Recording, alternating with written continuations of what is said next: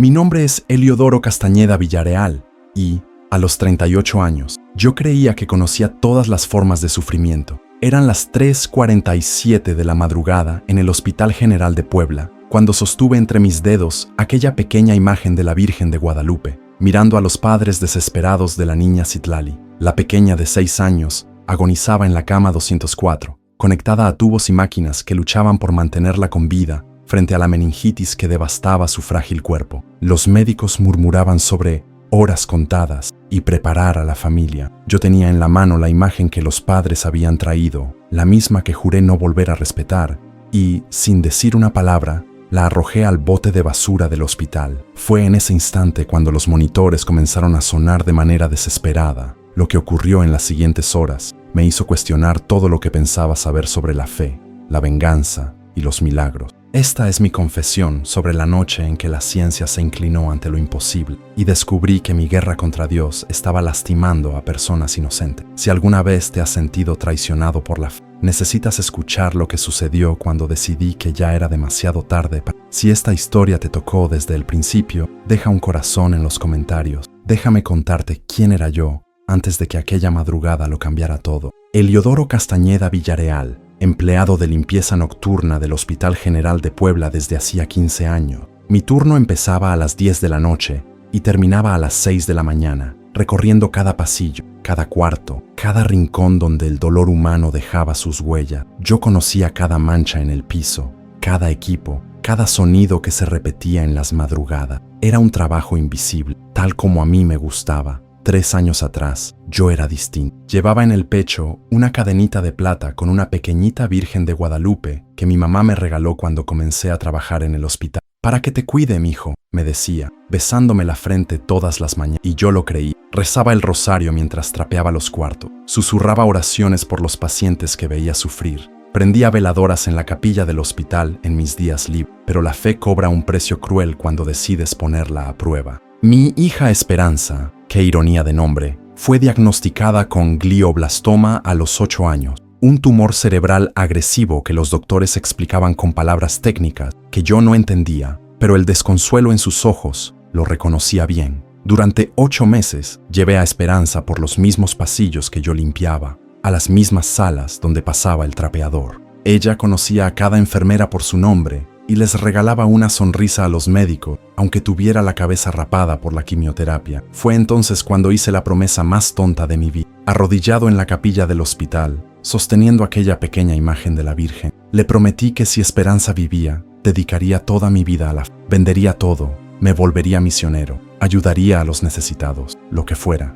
Nomás no me la quites, Virgencita, te lo ruego. Esperanza murió un martes a las 4:32 de la mañana. Yo estaba limpiando el tercer piso cuando la enfermera me llamó corriendo. Llegué a su cuarto y la encontré inmóvil, conectada a máquinas que ya no podían hacer milagros. Arranqué la cadena de mi cuello y la aventé por la ventana del hospital. Nunca más recé, nunca más creí. Desde entonces inventé un ritual silencioso y amargo. Toda imagen religiosa que encontraba tirada en los pasillos, estampitas olvidadas, medallitas caídas, pequeñas figuras que las familias traían con esperanza, las recogía y las tiraba a la basura, en especial las de la Virgen de Guadalupe. No era vandalismo, era justicia. Si ella no protegía a las niñas inocentes, no merecía ser venerada. Los demás trabajadores notaron mi cambio, pero respetaron mi duelo. El tiempo sana, decían. Pasaron 3 años. La herida solo se hizo más profunda, hasta aquella madrugada de marzo,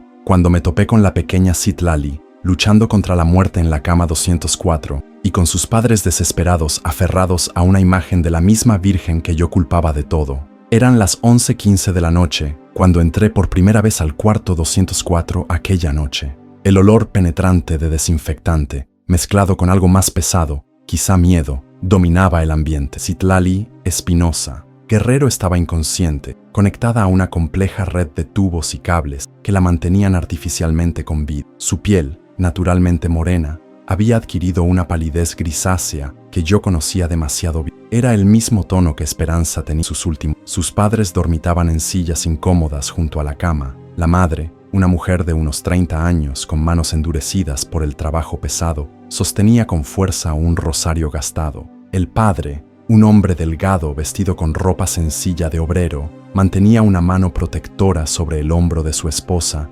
incluso mientras dormía. Entre los dos, en la mesita de noche, estaba colocada una pequeña imagen de la Virgen de Guadalupe, no más grande que la palma de mi mano, con detalles dorados, ya deslavados por el tiempo de devoción. Empecé a limpiar en silencio, como siempre lo hacía. El piso estaba marcado con huellas de médicos y enfermeras que entraban y salían sin parar. Había restos de empaques de medicamentos esparcidos, jeringas usadas en el bote rojo y esa atmósfera densa de desesperación que yo respiraba todos los días desde hacía 15 años. Mientras pasaba el trapeador, escuché fragmentos de la conversación que los doctores habían tenido más temprano con... Las palabras se repetían en mi memoria: meningitis bacteriana fulminante, sepsis generalizada. Hicimos todo lo que estaba a nuestro alcance. Yo conocía de memoria ese guión médico. Era el mismo que habían usado con Esperanza. La niña se movió levemente, dejando escapar un gemido bajo que hizo que sus padres despertaran de inmediato. La madre se levantó rápido, acomodando la pequeña cobija que cubría a Citlali, susurrándole palabras de ternura en español. Aquí estamos, mi amor. La Virgencita te está cuidando. Tocó suavemente la imagen en la mesa,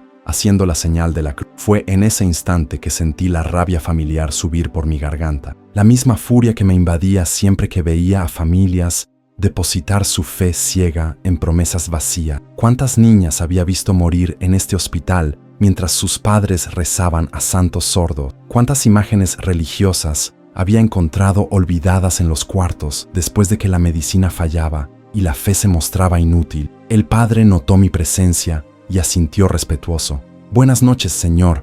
Perdón por la molestia.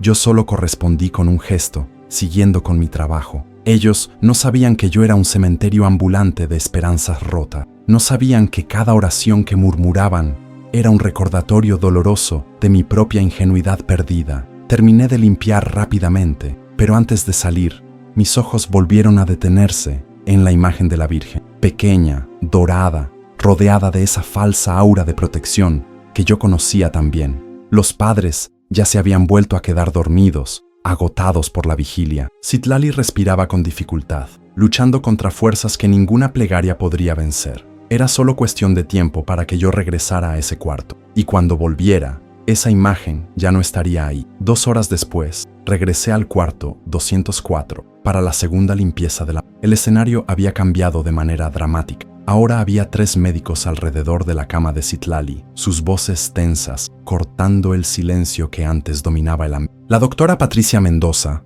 la pediatra intensivista que conocía desde hacía años, manipulaba una jeringa con movimientos precisos pero llenos de urgencia. La presión arterial está cayendo en picada, dijo a voz baja al doctor Rodríguez, el neurólogo que habían llamado de emergencia. Ya aumentamos la noradrenalina al máximo. El cuadro evoluciona hacia un choque séptico refractario. Los padres de Citlali estaban completamente despiertos, abrazados en un rincón del cuarto, siguiendo cada movimiento del equipo médico. La madre apretaba contra el pecho la imagen de la Virgen y sus lágrimas caían silenciosas sobre la pequeña figura dorada. El padre mantenía un brazo protector alrededor de ella, pero sus ojos traicionaban un desespero que yo conocía demasiado bien. Comencé a limpiar alrededor de las camillas y de los equipos extras que habían traído al cuarto. El piso estaba cubierto de empaques de medicamentos de emergencia, ampolletas de adrenalina, frascos de antibióticos de última generación, jeringas desechadas después de intentos desesperados por estabilizar a la niña.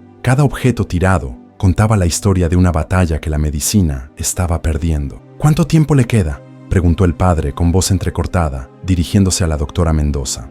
Ella vaciló un instante, acomodándose los lentes antes de responder. Estamos haciendo todo lo que está a nuestro alcance, señor Espinosa, pero debo ser honesta, el cuadro es muy grave. La infección se ha propagado rápidamente y su organismo no está respondiendo a los tratamientos convencionales. Era la misma conversación que yo había presenciado cientos de veces. Palabras cuidadosamente escogidas para preparar a la familia sin arrancarles del todo la esperanza. Pero yo sabía lo que en realidad significaban. Quedaba poco tiempo. La madre de Citlali se acercó a la cama y colocó la imagen de la Virgen en la mesita junto a los monitores que parpadeaban sin descanso.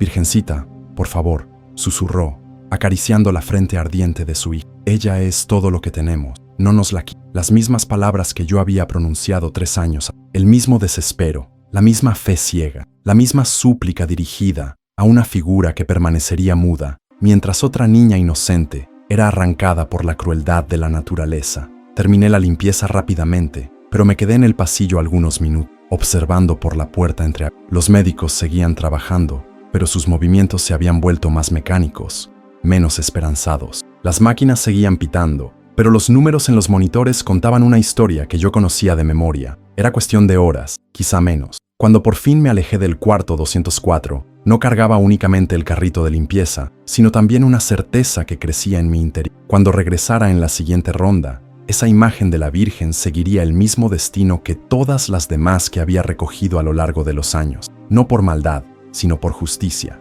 Si no había protección real, tampoco debía haber ilusión. A las 2:30 de la madrugada, regresé al cuarto 204 para lo que sería mi última limpieza antes del amanecer. El pasillo estaba más silencioso de lo normal. Solo se escuchaba el zumbido constante de los ventiladores mecánicos y el eco lejano de pasos de enfermeras haciendo sus rondas. Era en ese horario cuando siempre cumplía con mi rutina particular, recoger las imágenes religiosas abandonadas por los familiares. Al entrar en el cuarto, me encontré con una escena que me desgarró y me enfureció al mismo tiempo. Los padres de Citlali dormían profundamente, agotados por casi 48 horas de vigilia. La madre se había vencido sobre la silla, todavía sujetando el rosario entre los dedos, mientras el padre recargaba la cabeza en la pared, con la mano aún descansando de manera protectora sobre el hombro de su esposa. Parecían dos personas que habían llegado al límite físico y emocional. Citlali estaba visiblemente peor. Su respiración era más trabajosa, intercalada por largos silencios que me obligaban a contar los segundos hasta el siguiente movimiento de su pecho. Su piel había adquirido una tonalidad casi transparente y pequeñas manchas moradas comenzaban a aparecer en sus manitas, señales que yo reconocía como indicadores de falla circulatoria. En la mesita de noche, la pequeña imagen de la Virgen de Guadalupe permanecía en su lugar de honor, rodeada de objetos personales que narraban la historia de una familia desesperada. Un dibujo hecho con lápices de colores que probablemente Citlali había creado en la escuela, una muñequita de trapo desgastada por el tiempo y algunas fotografías de la niña sonriendo en momentos más felices. Empecé la limpieza por los rincones más alejados, pero mis ojos volvían una y otra vez a aquella figura dorada. Cuanto más la observaba, más crecía dentro de mí una mezcla tóxica de rabia y compasión mal dirigida. Yo sabía cuál sería el final de esa historia. Había presenciado decenas de casos similares. Los padres depositarían sus últimas esperanzas en esa figura silenciosa, susurrarían plegarias desesperadas, harían promesas imposibles y, al final, saldrían del hospital cargando únicamente luto y desilusión. Era mi deber, pensé, ahorrarles esa falsa esperanza. Me acerqué a la mesita con movimientos silenciosos, cuidando de no despertar a los padres dormidos. La imagen era más pequeña de lo que había calculado. No medía más de 6 centímetros de altura, probablemente hecha de yeso pintado a mano. Detalles delicados adornaban el manto azul de la Virgen y pequeñas piedritas de colores habían sido pegadas para simular joya. Era claramente una pieza antigua, heredada de generación en generación, cargando décadas de oraciones y expectativa. Por un instante dudé. Mi mano se detuvo en el aire, a pocos centímetros de la imagen. Por primera vez en 3 años, sentí algo parecido al remordimiento, pero entonces miré a Citlali, a su respiración cada vez más débil, a los monitores que mostraban números en descenso, y mi determinación volvió.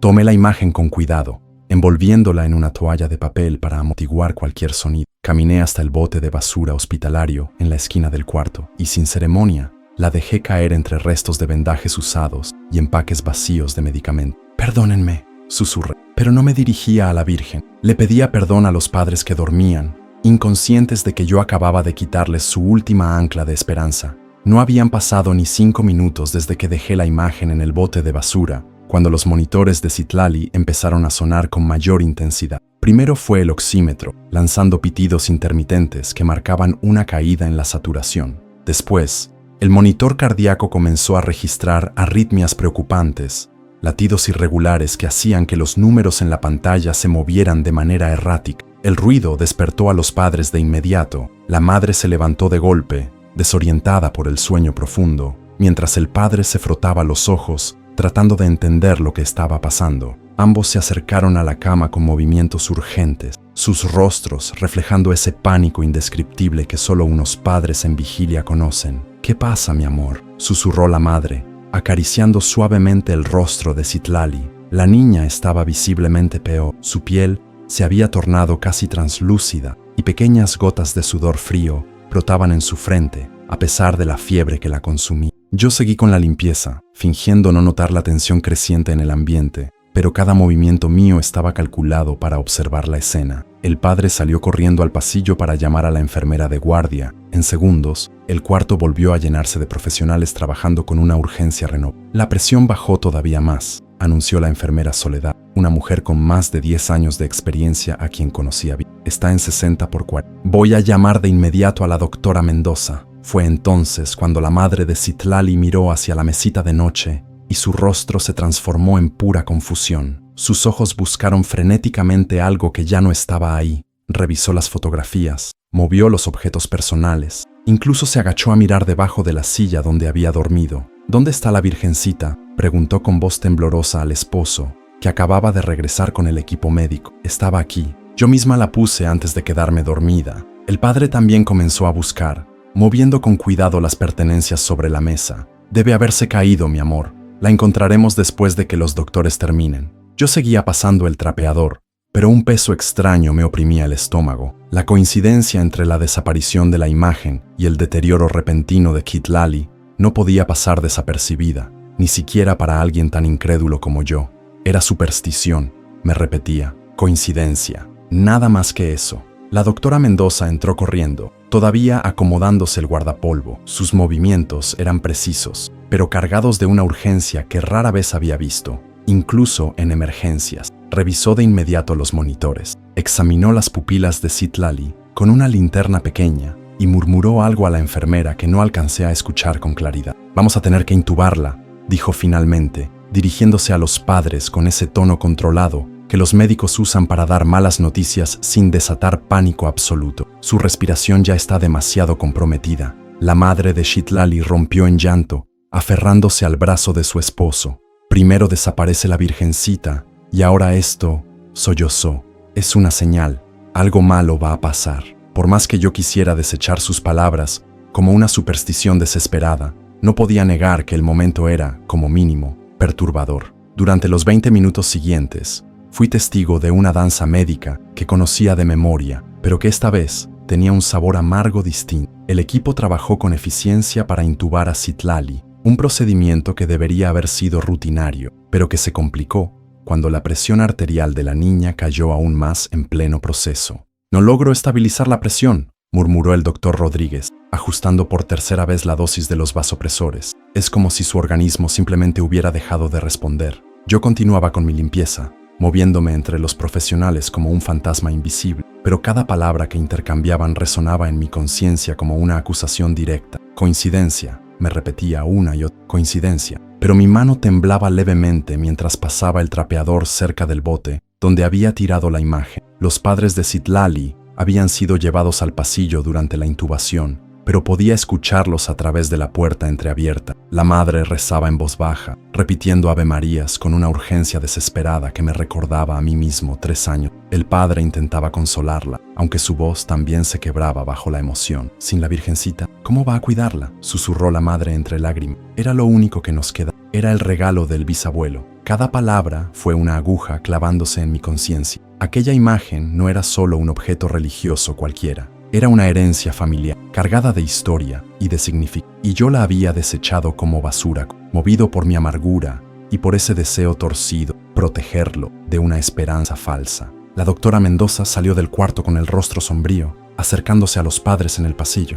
Detuve mi limpieza para escuchar lo que sabía que vendría, el mismo discurso que había escuchado decenas de veces, pero que ahora pesaba como nunca. «Su estado se ha agravado significativamente», dijo con voz medida y cuidadosa. «La sepsis avanzó hasta un choque que no está respondiendo a los tratamientos convencionales. Vamos a intentar algunas medidas más agresivas, pero…». No necesitó terminar la frase. Los padres entendieron lo que significaban esos puntos suspensivos. Yo también lo entendía. Era la preparación delicada para lo inevitable. «¿Cuánto tiempo tiene?», preguntó el padre, casi en un murmullo. «Es difícil decirlo. Unas horas, quizá menos. La madre se desplomó en los brazos de su esposo y su llanto inundó el pasillo con un sonido que me atravesó como un cuchillo. Era el mismo grito que salió de mi propia garganta cuando perdía esperanza. Un lamento primitivo, animal, nacido del rincón más profundo del alma humana. Terminé de limpiar el cuarto rápidamente, pero al dirigirme hacia la salida, mis ojos se clavaron en el bote de basura. La imagen seguía ahí, envuelta en la toalla de papel, mezclada con gasas usadas y empaques vacíos de medicamento. Por un instante insano, pensé en recuperarla. Pero, ¿qué diría?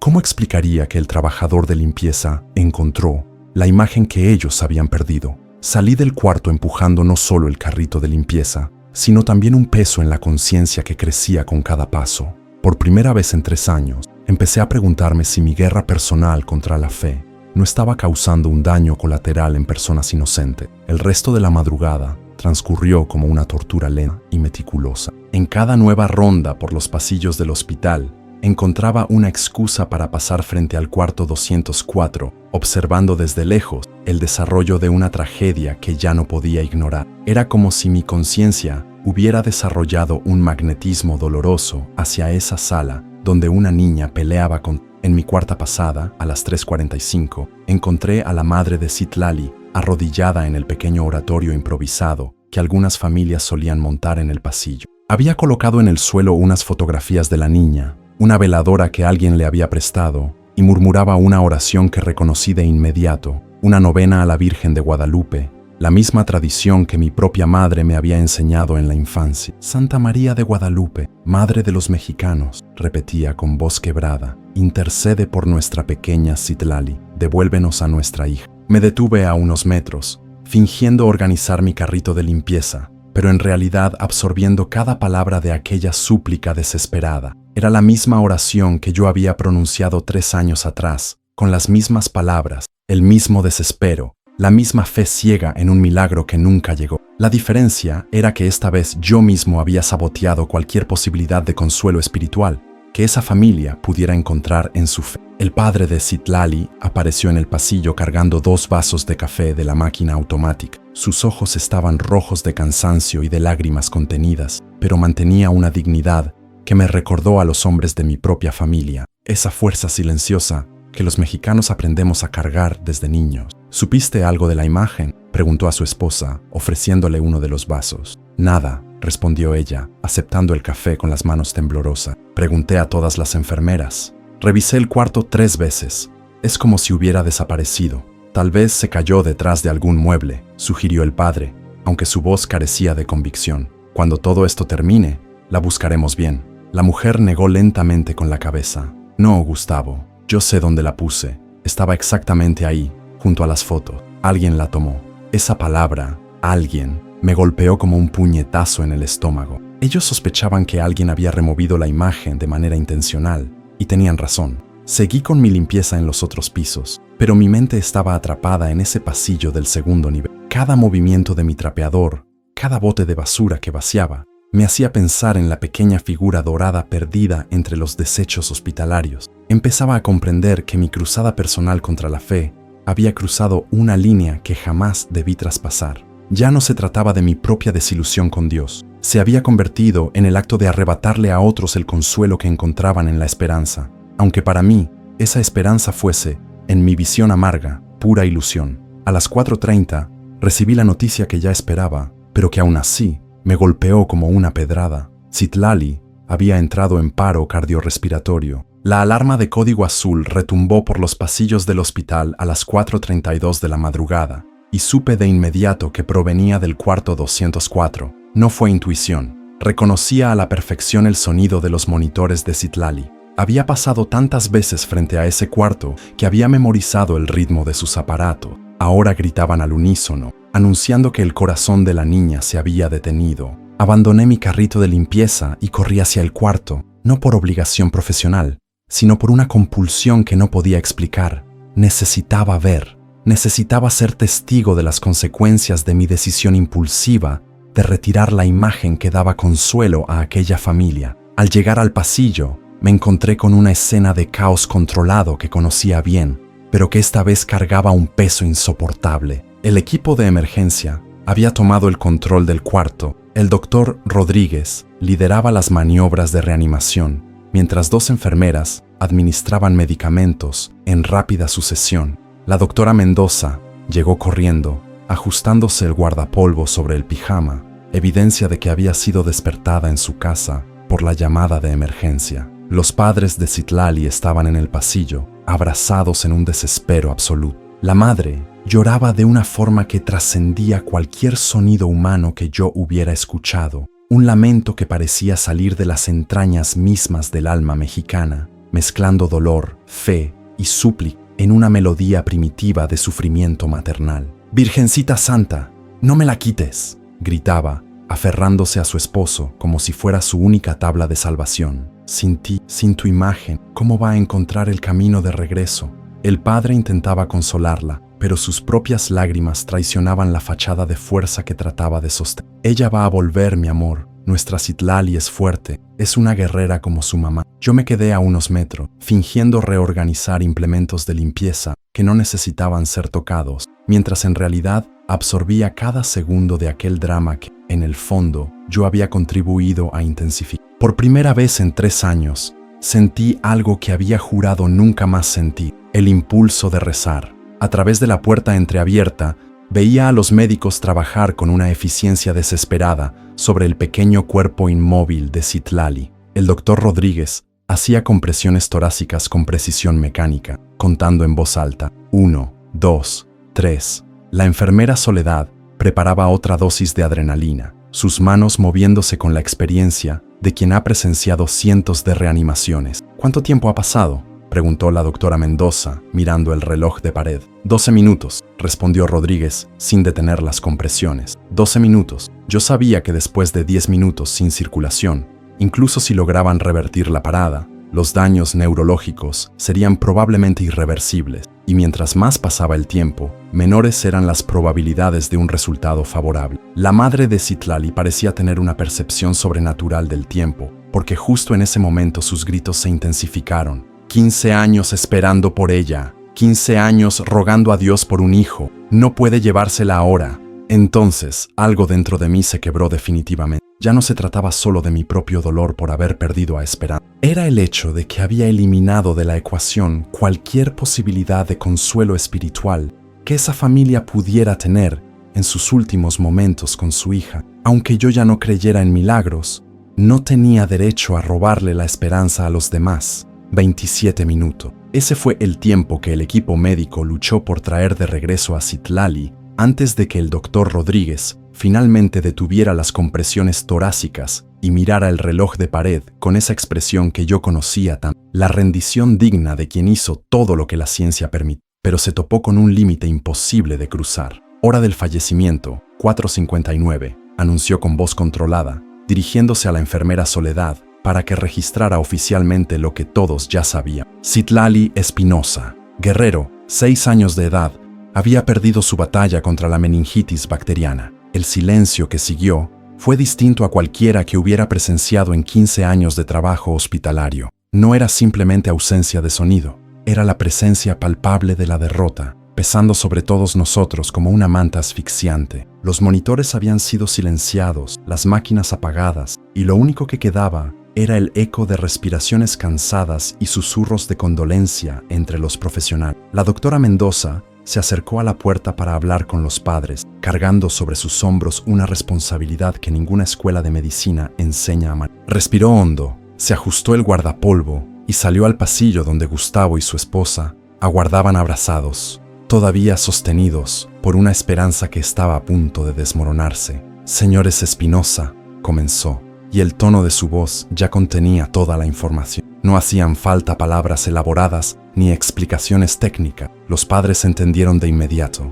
El grito que brotó de la madre de Citlali fue algo salvaje, primitivo, que cortó el aire matinal del hospital como una cuchilla. Era el sonido de un corazón materno partiéndose en pedazos, y cada fragmento de ese grito me atravesaba como una acusación personal. Gustavo intentó sostenerla, pero sus piernas también cedieron, y ambos se desplomaron en el piso del pasillo, aferrados uno al otro en un desespero absoluto. «Mi niña, mi pequeña Citlali», lloraba la madre, golpeando con el puño cerrado el pecho de su esposo. Sin la Virgencita no pudo encontrar el camino. Alguien se la llevó y ahora se perdió. Cada palabra era una puñalada a mi conciencia. Ella no solo lamentaba la muerte de su hija, estaba construyendo una narrativa en la que la desaparición de la imagen había contribuido a y lo más perturbador era que yo no podía refutar del todo esa lógica, por más supersticiosa que parezca. Observé al equipo médico dispersarse en silencio, cada uno cargando la frustración conocida de una batalla perdida. El doctor Rodríguez permaneció en el cuarto unos minutos más, desconectando los equipos con movimientos mecánicos que delataban su dificultad para procesar otra derrota profesional. Fue en ese instante cuando tomé una decisión que me sorprendió. Por primera vez en 3 años, iba a hacer algo motivado, no por la amargura ni por la incredulidad, sino por una forma de compasión que creía haber perdido por completo. Iba a recuperar la imagen de la Virgen de Guadalupe del bote de basura y devolvérsela a esa familia, aunque ya fuera demasiado tarde para cambiar nada. No porque creyera que haría alguna diferencia, no porque esperara un milagro, sino porque esas personas merecían tener de vuelta el objeto que les daba consuelo, especialmente ahora que enfrentarían el proceso devastador de despedirse de su hija. Caminé lentamente hacia el cuarto 204, donde el cuerpo de Citlali yacía inmóvil entre sábanas blancas. La basura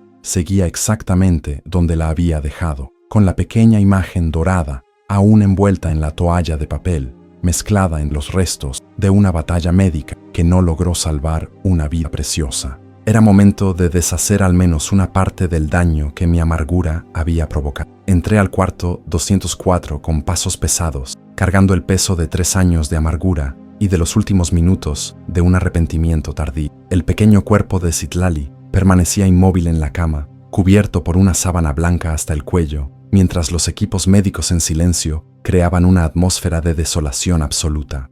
Era una escena demasiado familiar para mí, la quietud definitiva que sigue al final de una batalla médica. Caminé directo hacia el bote de basura en la esquina del cuarto, decidido a recuperar la imagen de la Virgen que había tirado horas antes. Era lo mínimo que podía hacer por aquella familia destrozada, devolverles el objeto que les daba consuelo, aunque ya fuera demasiado tarde para marcar alguna diferencia práctica. Pero cuando me acerqué a la basura, algo me obligó a detenerme. Una luz dorada, tenue y casi imperceptible, emanaba del interior. No era el brillo artificial de los equipos hospitalarios, era algo más orgánico, más cálido, como el resplandor de una vela visto a través del papel. Mi primera reacción fue lógica. Debía de ser un reflejo de las luces del pasillo, pero al inclinarme para mirar con más atención, la luminosidad se intensificó ligeramente, pulsando con una cadencia que me recordó vagamente a una respiración tranquila. Vacilé unos segundos, dudando de mis propios sentidos. Eran casi las 5 de la mañana, estaba agotado física y emocionalmente, y quizá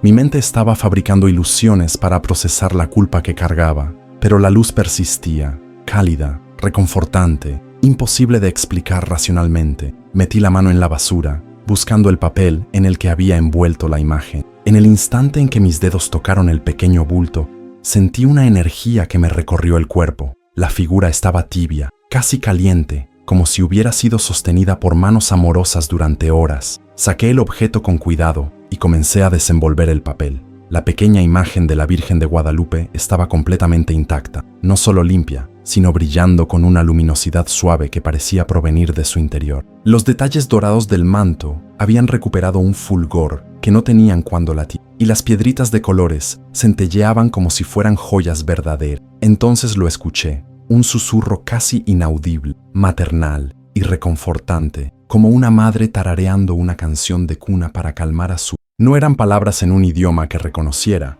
pero de alguna manera comprendí su significado. Era una promesa de protección, una invitación a la esperanza, una afirmación de que ningún niño está verdaderamente perdido. El aroma llegó enseguida. Un perfume intenso de rosas frescas llenó todo el cuarto, borrando por completo los olores típicos del hospital. Un aroma imposible, considerando que estábamos en el 5º piso de un edificio en el centro de Puebla, pero tan real como mi propia respiración. En ese preciso momento, mientras sostenía la imagen cálida entre mis manos y absorbía aquella presencia inexplicable, los monitores de Citlali comenzaron a sonar. No era la alarma aguda de la parada cardíaca, sino el ritmo constante y firme de un corazón que había vuelto a latir. Detente un momento y reflexiona, ¿Alguna vez sentiste que te rendiste demasiado pronto en algo importante? ¿Que tu dolor personal terminó afectando a otros? Si esta historia está tocando tu corazón, compártela con alguien que necesita creer que nunca es tarde para la esperanza. El sonido de esos pitidos rítmicos me golpeó como un rayo. Durante 27 minutos, los monitores habían permanecido en silencio, marcando únicamente la línea plana de la muerte. Ahora cantaban de nuevo, registrando latidos que no deberían existir. Mi primera reacción fue pura incredulidad. Debía de ser un mal funcionamiento de los equipos, alguna interferencia eléctrica que estaba generando señales fantasma. Pero cuando miré a Citlali, vi algo que desafiaba toda lógica médica que había aprendido en 15 años de trabajo hospitalario. Su pecho, inmóvil por casi media hora, ahora subía y bajaba en movimientos regulares de respiración. Sus mejillas, antes pálidas y frías como el mármol, mostraban un rubor rosado que irradiaba vida renovada. Me quedé paralizado unos segundos, sosteniendo entre las manos la imagen cálida de la Virgen, tratando de procesar lo que mis ojos presenciaban. Era imposible. Clínica, médica, científicamente imposible. Las personas no regresan a la vida después de 27 minutos de paro cardiorrespiratorio. No así, no de forma espontánea. El perfume de rosas aún llenaba el cuarto, más intenso que antes, y la luz dorada que emanaba de la imagen comenzó a desvanecerse poco a poco, como si su propósito se hubiera cumplido. Fue entonces cuando comprendí lo que debía hacer: llamar al equipo médico de inmediato. Pero antes, devolver la imagen a su lugar de honor en la mesita de noche. Caminé lentamente hacia la cama, observando con fascinación y terror cada movimiento del pecho de Citlali. Sus labios, antes azulados por la falta de oxigenación, recuperaban un tono rosado normal, y lo más impactante, parecía dormir plácidamente, como una niña cualquiera, en una mañana tranquila, no como alguien que acababa de regresar del umbral de la muerte. Coloqué la imagen de la Virgen con delicadeza en su lugar original, junto a las fotografías y la muñeca de trapo desgastada. En el instante en que la figura dorada tocó la superficie de la mesa, Citlali suspiró suavemente. El primer sonido que emitía en horas.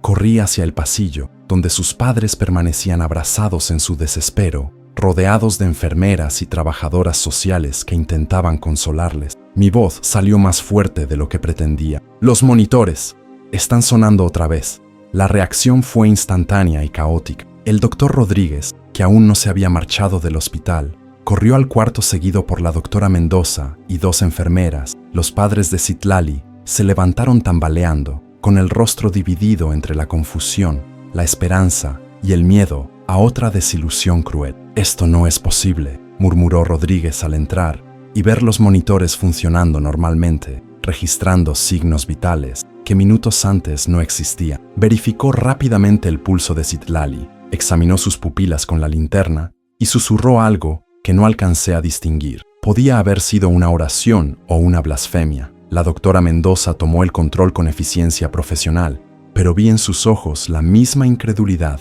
que nos dominaba a todos. «Vamos a realizar todos los estudios necesarios de inmediato», anunció, dirigiéndose a los padres que habían entrado tras la comitiva médica. «No comprendo lo que está pasando, pero su hija está viva». La palabra «viva» resonó en la habitación como una revelación imposible. Lo primero que la madre de Citlali notó al entrar al cuarto no fue el hecho imposible de que su hija volvía a respirar, sino la presencia familiar de la pequeña imagen de la Virgen de Guadalupe en su lugar original, sobre la mesita de noche. Sus ojos se clavaron en la figura dorada, como si estuviera viendo un fantasma, y extendió la mano temblorosa para tocarla, comprobando que era real. «¡Gustavo! ¡La Virgencita está aquí!», exclamó con voz quebrada, tomando delicadamente la imagen entre sus dedos. «Está aquí, y está caliente». El padre se acercó de inmediato, dividiendo su atención entre la hija que respiraba plácidamente y la figura que había reaparecido misteriosamente. Cuando la tocó, su rostro se transformó en pura perplejidad. «Está tibia, como si alguien la hubiera sostenido todo este tiempo», susurró, mirando alrededor del cuarto, como si buscara una explicación lógica. Yo permanecía en la esquina, fingiendo organizar implementos de limpieza que no necesitaban ser organizados, pero en realidad observando cada reacción de la familia. Me sentía, al mismo tiempo, aliviado por haber devuelto la imagen y aterrorizado por lo que había presenciado minutos antes. La luz, el calor, el perfume a rosas, el susurro maternal. ¿Todo eso había ocurrido realmente o era producto de una mente exhausta procesando la culpa? El doctor Rodríguez interrumpió el momento familiar, acercándose a la cama con un estetoscopio en la mano. «Voy a revisar sus signos vitales ahora mismo», anunció, colocando el instrumento sobre el pequeño pecho de Citlali. Cerró los ojos en concentración mientras escuchaba. Al abrirlos, su rostro reflejaba un desconcierto absoluto. «Los latidos son regulares y fuertes», dijo, más para sí mismo que para los demás. «La respiración está clara, sin signos de congestión pulmonar. Es como si simplemente estuviera dormida». La doctora Mendoza tomó el control, revisando las pupilas de Citlali con movimientos seguros. «Reflejos pupilares normales, respuesta a la luz adecuada. Vamos a necesitar una tomografía cerebral urgente para descartar daños neurológicos. Pero externamente, parece estar bien». Mientras los médicos trabajaban, la madre de Citlali estrechaba la imagen de la Virgen contra el pecho, murmurando oraciones de gratitud en una mezcla de español y lágrimas. «Sabía que no nos había abandonado», repetía entre sollozos. «Sabía que la Virgen». En ese instante algo fundamental se... Durante 3 años había cultivado una rabia feroz contra cualquier manifestación, en especial la devoción a la Virgen. Había levantado una cruzada personal contra la esperanza religiosa, convencido de que así protegía a la gente de falsas ilusiones. Pero allí, viendo lo imposible desplegarse ante mis ojos, comencé a entender que quizá mi guerra no era contra Dios, sino contra mi propia incapacidad de aceptar que hay cosas que trascienden nuestra comprensión limitada. Tal vez mi hija Esperanza no murió porque Dios la abandonó, sino porque algunos misterios son demasiado grandes para que nuestras mentes pequeñas los procesen. Citlali se movió ligeramente, dejando escapar un murmullo que congeló a todos en expectativa. Sus ojos comenzaron a parpadear despacio, como quien despierta de un sueño profundo y reparador. «Mami», susurró con voz débil pero clara, enfocando la mirada en el rostro de su madre, inclinada sobre ella. El grito de alegría que brotó de la garganta de aquella mujer recorrió los pasillos del hospital como un anuncio de victoria contra lo imposible. Salí del cuarto 204, tambaleándome como un hombre que acababa de presenciar una resurrección. Mis pasos me llevaron automáticamente al baño más cercano, donde me encerré y permití que las emociones reprimidas durante 3 años finalmente encontraran una salida. Las lágrimas brotaron de manera violenta e incontrolable. No era solo alivio porque Citlali estuviera viva, era el derrumbe total de toda la estructura de rabia e incredulidad que había levantado alrededor de mi corazón. Miré mis manos en el espejo, las mismas manos que habían tirado decenas de imágenes religiosas a lo largo de los últimos años, movidas por una sed de venganza. Ahora esas manos temblaban con el peso de lo que habían presenciado, una imagen que brillaba con luz propia, que emanaba un calor imposible, que de alguna forma había participado en el regreso de una niña a la vida. Ya no podía negar lo que había visto, no podía racionalizarlo ni explicarlo científicamente. La luz dorada, el perfume a rosas, el susurro maternal, todo había sido real, tangible, innegable. Cuando salí del baño, tomé una decisión que me sorprendió por su espontaneidad. Iba a confesar todo a la familia Espinosa. Iba a contarles que había sido yo quien retiró la imagen, impulsado por mi amargura y mi incredulidad.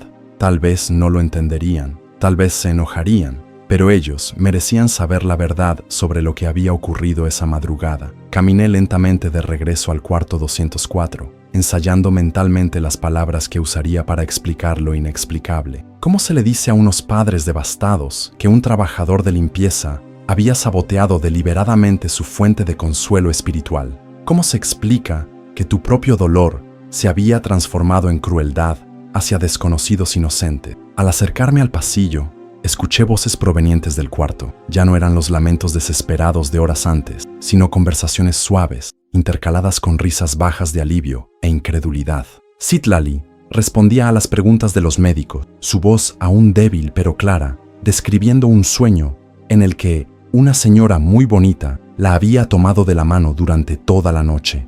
Me detuve en la puerta, observando la escena a través de la rendija. La familia estaba reunida alrededor de la cama. Los padres sostenían las manitas de Citlali, mientras ella sonreía tímidamente a los doctores que la examinaban. La imagen de la Virgen había sido colocada en un lugar de honor sobre la mesa, rodeada de flores frescas que alguien había traído del jardín del hospital. El doctor Rodríguez sacudía la cabeza con incredulidad científica. «En 20 años de medicina, nunca vi nada parecido», murmuraba a la doctora Mendoza. Todos los estudios están normales. Es como si nunca hubiera estado enferma. Entonces la madre de Citlali me miró y me saludó con una sonrisa radiante. Señor de la limpieza, venga, venga. Mire el milagro que nos dio la Virgencita. Tragué saliva, reuniendo el valor para entrar al cuarto y contar la verdad sobre mi papel en aquella noche extraordinaria. Pero cuando di el primer paso, algo me detuvo. La expresión de paz absoluta en el rostro de esa familia, la alegría pura que irradiaba de cada persona, la sensación palpable de que algo sagrado había ocurrido allí. Tal vez, pensé, había secretos demasiado pequeños frente a la magnitud de un milagro. Entré al cuarto con pasos vacilantes, cargando el peso de una confesión que necesitaba hacer. La familia Espinosa me recibió con sonrisas genuinas, tratándome no como a un simple trabajador de limpieza, sino como a alguien que había compartido con ellos aquel momento imposible. Gustavo se acercó y estrechó mi mano con firmeza, con los ojos todavía húmedos de lágrimas de gratitud. Gracias por cuidar también el cuarto de nuestra hija, me dijo, con una emoción sincera en la voz. Usted estuvo aquí toda la noche, ¿verdad? Lo vimos pasar varias veces para revisar. La ironía de sus palabras me atravesó como una puñalada. Sí, había estado allí toda la noche, pero no cuidando, saboteando, quitando, destruyendo la esperanza que ellos habían depositado en su fe, y ahora me agradecían por una dedicación que en realidad nunca tuve. Señor Espinosa, comencé, mi voz más baja de lo que pretendía. Hay algo que necesito decirles, algo sobre la imagen de la Virgen. La madre de Citlali, que acomodaba con ternura una manta sobre su hija, se volvió hacia mí con interés. ¿Sí? ¿La vio cuando apareció? ¿Sabe cómo regresó? Respiré hondo, preparándome para revelar una verdad que podía romper aquel instante de alegría pura. Fui yo quien la tomó del cuarto. Yo la puse en la basura. El silencio que siguió fue denso y desconcertante. Gustavo frunció el ceño, intentando procesar lo que acababa de escuchar, mientras su esposa me miraba con una expresión de incomprensión total. No entiendo, dijo lentamente. ¿Por qué haría algo así? Las palabras salieron de mí como una confesión que había estado ensayando durante 3 años. Perdí a mi hija hace 3 años. También le rogué a la Virgen que la salvara. Cuando murió, dejé de creer. Desde entonces tomo todas las imágenes religiosas que encuentro y las tiro. No quiero que otras familias sufran la misma desilusión que yo sufrí. Esperaba gritos, reproches, incluso que me echaran del cuarto. En lugar de eso, la madre de Citlali se acercó lentamente y puso una mano suave sobre mi hombro. ¿Cómo se llamaba su hija?, preguntó con ternura maternal. Esperanza, respondí, y decir su nombre en voz alta por primera vez en años quebró mi voz. Esperanza, repitió ella, como si bendijera la memoria de mi niña. ¿Sabe qué significa el nombre de mi hija? Citlali significa estrella en náhuatl. Mi abuela decía que las estrellas son los niños que se fueron antes de tiempo, pero que siguen cuidando a los que se quedan. Sus palabras me atravesaron de una forma que ningún consuelo religioso había logrado en los últimos 3 años. No se trataba de doctrina ni de fe ciega, era encontrar sentido en la conexión humana, en el dolor compartido, en la posibilidad de que nuestro sufrimiento pueda transformarse en compasión hacia los demás. Gustavo se unió a la conversación, colocando su mano sobre mi otro hombro. Hermano, la Virgen no castiga. Si usted tomó la imagen y ella regresó por sí sola, tal vez fue para que usted también encontrara su camino de regreso. Miré a Citlali, que observaba nuestra charla con los ojos curiosos de una niña de 6 años, y comprendí algo esencial. El milagro no había sucedido solo para salvar su vida, sino también para sanar heridas que yo ni siquiera sabía que todavía sangraban. Esa mañana, por primera vez en 3 años, saqué del bolsillo de mi camisa de trabajo algo que había jurado no volver a tocar jamás. Una pequeña cadena de plata con una Virgen de Guadalupe que mi madre me había regalado cuando empecé a trabajar en el hospital. No era la misma que había arrojado por la ventana el día en que Esperanza murió. Esa se había perdido para siempre. Esta la había comprado una semana después del funeral, guardándola en silencio como un recuerdo de quien fui, antes de que la tragedia endureciera mi corazón. Sostuve la cadena frente a la familia Espinosa, con las manos temblándome levemente. Esta era de mi hija, dije, extendiéndola hacia Citlali. Quiero que la tenga usted. La niña miró a sus padres en busca de permiso, y cuando ellos asintieron con sonrisas emocionadas, aceptó la cadena con sus manitas aún débiles por lo que había pasado. ¿De verdad fue de su niña?, preguntó con esa curiosidad inocente que solo tienen los niños. Sí, pequeña, se llamaba Esperanza, y creo que le gustaría que usted la tuviera. Lo que sucedió después me quebró definitivamente. Citlali se colocó con cuidado la cadena alrededor del cuello y acarició la pequeña imagen con reverencia. La voy a cuidar muy bien, prometió, y le voy a pedir a la Virgen que cuide a Esperanza en el cielo. En ese instante comprendí que mi travesía de 3 años por la amargura había llegado a su fin. No porque hubiera ocurrido un milagro, aunque era innegable, sino porque había redescubierto algo que creía perdido para siempre, la capacidad de conectar con el dolor ajeno sin que eso aumentara el mío. El resto de la mañana me quedé en el hospital, más allá de mi horario,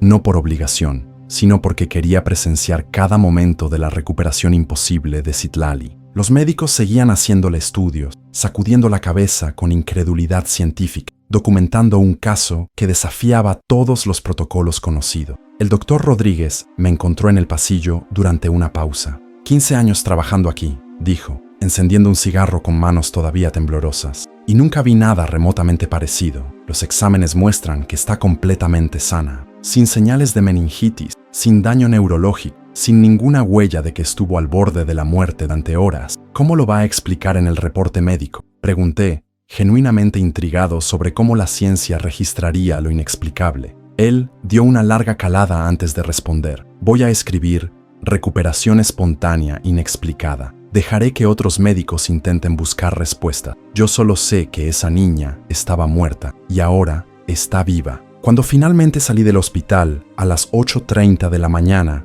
2 horas y media después del fin de mi turno, llevaba conmigo no solo el cansancio de una noche sin dormir, sino también algo que no sentía desde hacía mucho: paz. No la paz fingida de quien se convence de haber superado una tragedia, sino la tranquilidad genuina de quien por fin deja de pelear contra fuerzas más grandes que su entendimiento. Antes de marcharme, me detuve en la capilla del hospital, un lugar que había evitado a toda costa en los últimos 3 años. No entré a rezar ni a pedir perdón, solo me senté en silencio, dejando que mi alma intentara procesar lo que había presenciado. Regresé al hospital la noche siguiente, cargando algo que no llevaba conmigo desde hacía 3 años, una pequeña imagen de San Judas Tadeo que había encontrado en un cajón de mi casa, cubierta de polvo por el abandono. No porque hubiera recuperado mi fe de la noche a la mañana, sino porque entendí que mi guerra personal contra la religiosidad había lastimado a personas inocentes que encontraban un consuelo real en sus creencias. Durante mi primera ronda por los pasillos, encontré 3 objetos religiosos perdidos: una estampa de San Francisco en el piso del pasillo de pediatría, una pequeña medalla de la Virgen de Aparecida, olvidada en una silla de la sala de espera, y una imagen gastada de San Antonio que se había caído de alguna bolsa en el elevador. En lugar de recogerlos para tirarlos, como había hecho sistemáticamente durante 3 años, los coloqué con cuidado y los llevé a la recepción, dejando una cajita con un letrero: objetos religiosos encontrados, preguntar en recepción. Era un gesto pequeño, casi insignificante, pero representaba una revolución completa en mi rutina nocturna. Por primera vez desde la muerte de Esperanza, estaba ayudando a otras personas a mantener su conexión con lo que les daba esperanza, en vez de sabotearla deliberadamente. A las 11:45 pasé frente al cuarto 204, ahora ocupado por un señor mayor con neumonía, pero no pude evitar detenerme en la puerta y recordar lo que había presenciado allí menos de 24 horas antes. El aroma a rosas había desaparecido por completo, sustituido por el olor característico del desinfectante hospitalario, pero algo de la energía de aquel momento parecía haberse quedado impregnado en el ambiente. Fue Soledad, la enfermera veterana, quien me contó que la noticia sobre Citlali ya se había extendido en el personal del hospital. Todos están hablando, me dijo mientras organizábamos los medicamentos en la sala de insumos. Los doctores no logran explicar lo que pasó. Algunos ya lo llaman milagro. ¿Y tú qué piensas?, le pregunté, genuinamente curioso por la perspectiva de alguien que había visto tantos casos médicos como yo. Ella dejó de contar las jeringas y me miró directo a los ojos. Eliodoro, en 25 años aquí he visto muchas cosas que la medicina no puede explicar del todo. No todas son milagros, pero esta fue diferente. Los doctores mandaron a hacer estudios en otros hospitales para confirmar. Nadie quiere arriesgar su reputación. El resto de la noche, 3 familias distintas me abordaron en los pasillos. La noticia de la recuperación de Citlali corría de boca en boca en esa red informal de comunicación que existe entre quienes velan en los hospitales. Querían saber detalles, confirmar si realmente había ocurrido, alimentar sus propias esperanzas con la posibilidad de que los milagros aún fueran posibles. Por primera vez en años, en lugar de desalentar esas conversaciones o cambiar de tema, me descubrí ofreciendo palabras de aliento genuinas, no promesas de milagros. No tenía ese derecho, pero sí la confirmación de que yo había sido testigo de algo extraordinario y de que a veces la vida nos sorprende de formas que desafían nuestro entendimiento limitado. Eran conversaciones breves, pequeños momentos de conexión humana en los pasillos silenciosos de un hospital, pero representaban una transformación fundamental en la manera en que yo me relacionaba con la esperanza de los demás. En la tercera noche después del milagro de Citlali, recibí una visita inesperada en el hospital. Mi madre, Dolores Castañeda, apareció en medio de mi turno cargando una bolsa de papel y con esa expresión de curiosidad maternal que yo conocía desde niño. Había manejado casi 2 horas desde su casa en Cholula, después de que nuestra vecina, cuya hermana trabajaba como auxiliar de enfermería en el hospital, le contara rumores sobre cambios extraños en mi comportamiento. «Mijo», me dijo, interceptándome en el pasillo cerca de pediatría, «me dijeron que estás actuando diferente, que estás sonriendo otra vez». Su observación me tomó por sorpresa. No había notado conscientemente que sonreía más, pero al pensar en los últimos días, me di cuenta de que tenía razón. Las conversaciones con mis compañeros ya no eran simples intercambios funcionales sobre turnos y procedimientos. Había desarrollado una curiosidad genuina por sus vidas, sus familias, sus preocupaciones. «Siéntate conmigo un momento», pidió, señalando las sillas de la sala de espera. De la bolsa, sacó un termo con café recién hecho y 2 vasos de papel. «Cuéntame qué pasó». Durante 20 minutos, le relaté toda la historia de la madrugada con Citlali, no solo los detalles médicos que ya corrían por el hospital, sino mi participación personal al retirar la imagen, el instante imposible en el bote de basura, la luz dorada, el perfume de rosas. Le conté sobre mi confesión a la familia Espinosa y cómo ellos respondieron con compasión en lugar de enojo. Cuando terminé, ella guardó silencio un largo rato, con sus manos curtidas por décadas de trabajo doméstico, aferradas al vaso de café como si fuera un rosario. Finalmente habló, con los ojos llenos de lágrimas. «¿Sabes lo que pienso? Pienso que Esperanza intercedió por esa niña, y al salvarla, también te salvó a ti». Sus palabras resonaron en mí de un modo que ninguna explicación teológica había logrado en 3 años. No se trataba de doctrina ni de promesas de eternidad, sino de la posibilidad de que nuestro dolor pueda transformarse en instrumento de sanación para otro. Entonces me reveló algo que había guardado en secreto. Durante los 3 años posteriores a la muerte de Esperanza, había encendido velas en la iglesia de Guadalupe en Cholula todos los martes. No pedía que mi hija regresara, sino que rogaba a la Virgencita que cuidara de mí, que me ayudara a encontrar paz. «No dejé de rezar por ti ni un solo día», confesó. «Sabía que habías perdido la fe, pero yo nunca perdí la fe en que ibas a encontrar tu camino de regreso». El resto de la noche me acompañó discretamente en mis rondas, observando cómo interactuaba con los pacientes. En 3 ocasiones distintas, familiares se acercaron a contarme sobre sus seres queridos internados, pidiéndome consejo o simplemente desahogando miedos que no se atrevían a decirle a los médicos. Al final del turno, mientras caminábamos juntos hacia el estacionamiento, me dijo algo que me hizo detenerme en seco. «Mijo, toda tu vida trabajaste limpiando este hospital, pero creo que ahora encontraste tu verdadera vocación, limpiar corazones». Era una idea sencilla, casi demasiado poética para ser práctica, pero encerraba una verdad que apenas comenzaba a comprender. Tal vez mi función en este lugar no fuera solo mantener los pasillos limpios, sino también ayudar a que las personas encontraran esperanza en los momentos más oscuros de sus vidas. 2 semanas después de la recuperación milagrosa de Citlali, comencé a notar algo extraordinario en los pasillos del Hospital General. Familias que nunca había visto antes se me acercaban durante mis turnos nocturnos, no para pedir información médica, ni para quejarse de los procedimientos del hospital, sino buscando algo más intangible: esperanza, orientación, alguien que pudiera asegurarles que los milagros todavía eran posibles en un mundo cada vez más dominado por la crueldad y la desesperanza. La historia de Citlali se había propagado a través de esa red invisible que conecta comunidades enteras en la periferia de Puebla. No salió en los periódicos ni en la televisión, sino en los susurros de madres en la fila del mercado, en los relatos de hombres que esperaban el camión rumbo al trabajo, en los testimonios compartidos en las bancas de las iglesias después de misa. ¿Usted es el señor que vio el milagro?, me preguntó una mujer de unos 60 años una noche de jueves, acercándose a la entrada principal del hospital. Sus manos curtidas sostenían una foto de un joven uniformado. Mi nieto está en el ejército, destinado en la frontera. Su madre está muy preocupada porque no hemos sabido nada de él en 3 semanas. No era un asunto médico que pudiera resolverse dentro del hospital, pero ella vino a buscarme porque creía que alguien que había sido testigo de un milagro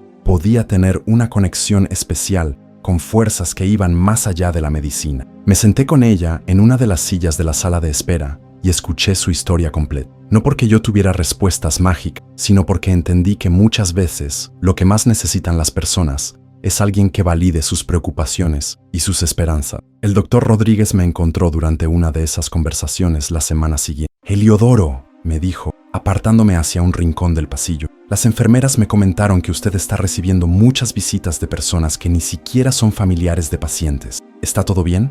Le expliqué que esas personas venían a buscarme en busca de historias de esperanza o simplemente alguien que las escuchara sin juzgar. Pensé que me pediría desalentarlas, quizá por cuestiones de reglamento hospitalario o por temor a que afectara mi desempeño en el trabajo. Pero en lugar de eso, me sorprendió por completo. ¿Sabe qué? Creo que usted encontró algo importante. En medicina, nos enfocamos tanto en curar cuerpos que a veces olvidamos que las personas también necesitan sanar sus espíritus. Fue entonces cuando me hizo una propuesta inesperada: crear un pequeño espacio en la capilla del hospital donde pudiera conversar con las familias que necesitaran apoyo emocional en momentos médicos difíciles. No como consejero religioso formal, yo no tenía preparación oficial para eso, sino como alguien que entendía profundamente lo que significa perder la esperanza y reencontrarla de forma inesperada. No sería un trabajo adicional remunerado, aclaró, pero podríamos ajustar sus horarios para que tenga tiempo destinado a esas conversaciones. Creo que usted puede ayudar de una manera en la que nosotros, los médicos, no podemos. La propuesta me emocionó y me aterrorizó al mismo tiempo. Durante 15 años me había conformado con la invisibilidad del trabajo de limpieza. Ahora me estaban invitando a volverme visible, a asumir una responsabilidad que iba mucho más allá de mantener pasillos y habitaciones en orden. Hoy, 6 meses después de aquella madrugada que cambió mi vida para siempre, ya no soy solamente Heliodoro Castañeda, el trabajador de limpieza que pasaba invisible por los pasillos del Hospital General de Puebla. Me he convertido en alguien a quien las personas buscan cuando necesitan creer que todavía existen milagros posibles en un mundo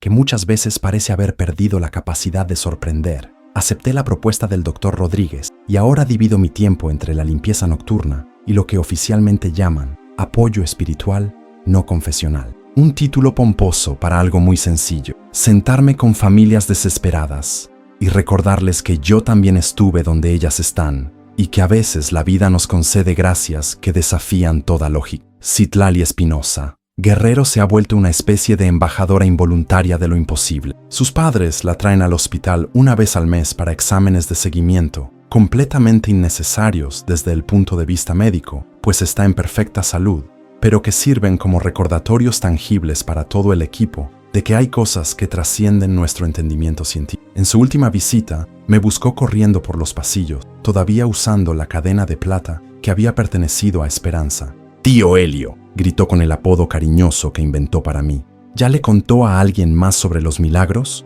Era una pregunta sencilla de una niña de 6 años, pero cargada de una responsabilidad profunda. Sí, había empezado a contar, no solo a las familias que me buscaban en el hospital, sino a cualquiera que necesitara escuchar que nunca es demasiado tarde para transformar nuestro dolor en instrumento de sanación para otro. El pequeño altar que levanté en la capilla del hospital creció de manera orgánica. Comenzó solo con la imagen de San Judas Tadeo que traje de casa, pero ahora guarda decenas de fotografías, cartas y pequeños objetos personales dejados por familias que encontraron consuelo al saber que alguien más había presenciado lo inexplicable y sobrevivido para contarlo. Mi madre tenía razón.